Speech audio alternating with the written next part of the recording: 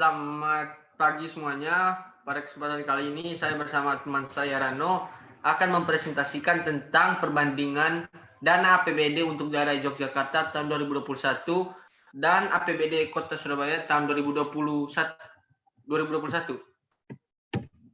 Nah, yang pertama dana APBD untuk daerah Yogyakarta yang pertama ada pendapatan daerah. Nah, pendapatan daerah ini sebesar 1.885.417.118.316 rupiah. Nah, pendapatan daerah ini meliputi pendapatan asli daerah, dana perimbangan, dan lain-lain. Nah, kemudian untuk belanja daerah itu dia itu sebesar 1.768.132.912 rupiah. Kemudian untuk belanja tidak langsung. Nah, belanja tidak langsung ini dana itu sebesar 766.565.564 rupiah. Kemudian untuk belanja tidak langsung, belanja langsung itu sebesar 1.201.101.568.828 rupiah. Kemudian untuk pembiayaan daerah itu ada dua, penerimaan pembiayaan daerah dan pengeluaran pembiayaan daerah. Namun sebelum itu kita bisa lihat di atas itu ada defisit. Nah, defisit ini sebesar 113.351.015.596 rupiah. Kemudian kita lanjut ke penerimaan pembiayaan daerah. Nah, ini dana itu sebesar 153.831.015.596. Kemudian untuk pengeluaran pembiayaan daerah itu sebesar 40.480.000.000 rupiah. Kemudian untuk pembiayaannya itu sebesar 113.351.015.596. Nah, kemudian kita lanjut ke tujuan. Nah, tujuan dari pembentukan APBD ini sendiri adalah yang pertama untuk meningkatkan akuntabilitas keuangan dan aset daerah. Dan yang kedua untuk meningkatkan pendapatan pajak daerah. Nah, kemudian permasalahan APBD daerah Yogyakarta. Yang pertama, anggaran pendapatan dan belanja daerah atau APBD daerah istimewa Yogyakarta pada tahun 2021 diperkirakan mengalami defisit sebesar 363 miliar.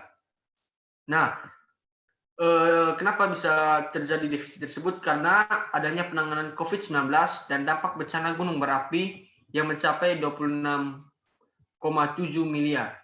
Nah, kemudian belanja daerah diperkirakan membengkak hingga 6,9 triliun.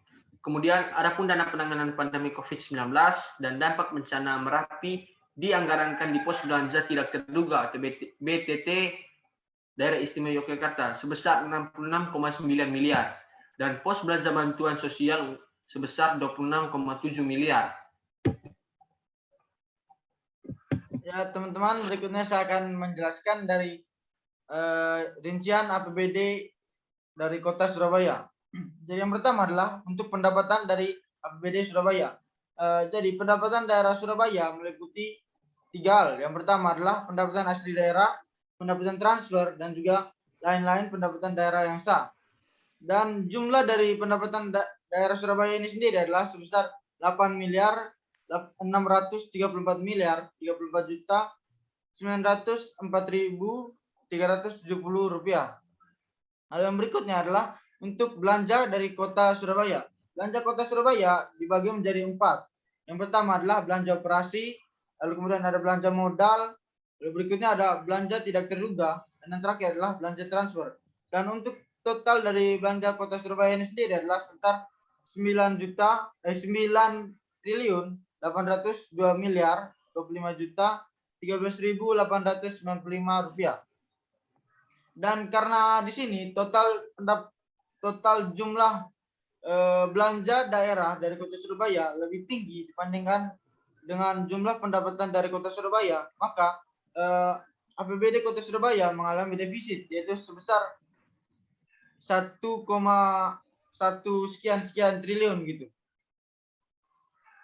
Lanjut. Ya, berikutnya kita masuk dalam tujuan dari pembuatan APBD daerah Surabaya.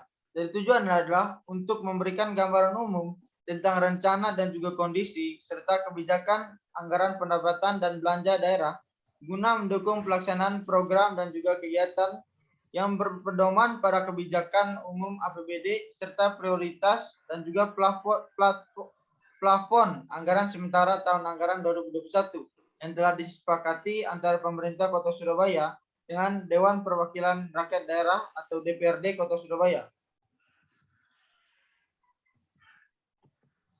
Yang terakhir adalah permasalahan dari APBD Surabaya ini.